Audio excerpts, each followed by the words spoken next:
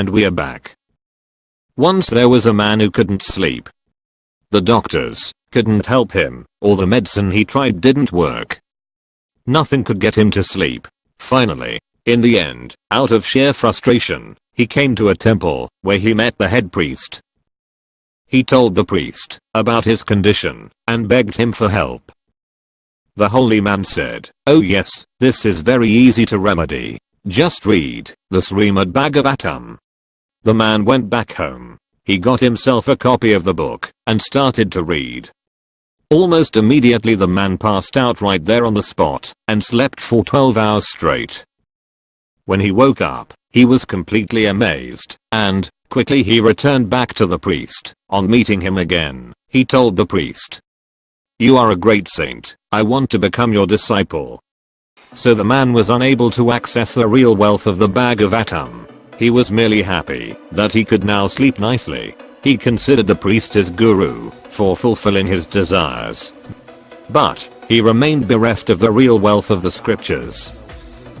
We might attempt to seek wisdom, but becoming a genuine qualified recipient for that wisdom is not so easy.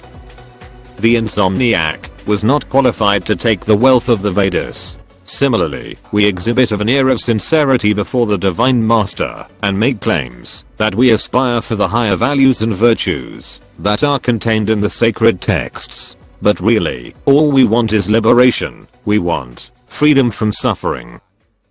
When, by some great fortune, the low-caliber, spiritual seeker manages to get a glimpse of the power of the Divine Master, he starts to devise plans on how he can, somehow or other, try to harness the power of the saint for his own gain and fulfill his own selfish material desires.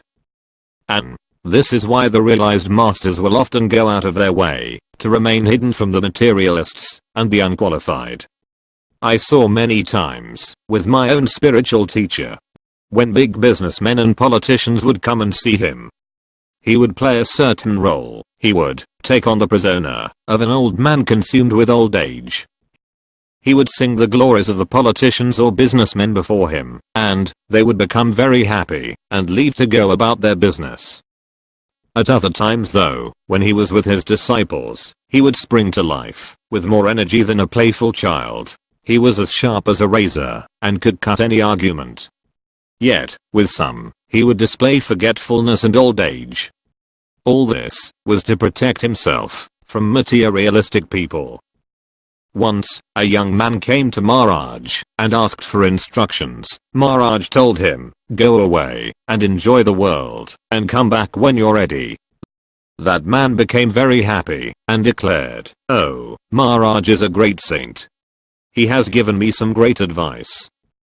So the rule of thumb from the saintly quarter is, don't cast jewels before swine when acorns will suffice. I guess what I'm getting to is that the desire is there in the line of the divine masters to disseminate divine wisdom, but that there are very few who are qualified to collect it. It is not such a cheap thing. Speaking of acorns, I've watched many so-called intellectuals expressing what they would consider a genuine desire for social harmony and happy communities, but they themselves are neither happy nor satisfied. In the political arena, one side takes a stand against the other. Both sides claim to have some perceived moral high ground based on their own respective ideologies. Thereafter, those who are in agreement demonstrate their morality by rallying to the rhetoric or cause of the guy on the soapbox. It is a self-serving codependence which leaves more questions than answers. For example, you have the right virtue signaling about the virtue signaling of the left. It's a double bind.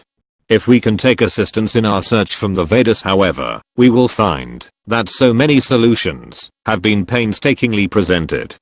But get some rest first, because if you read them, you might just fall asleep.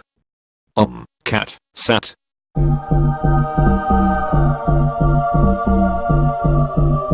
Yeah!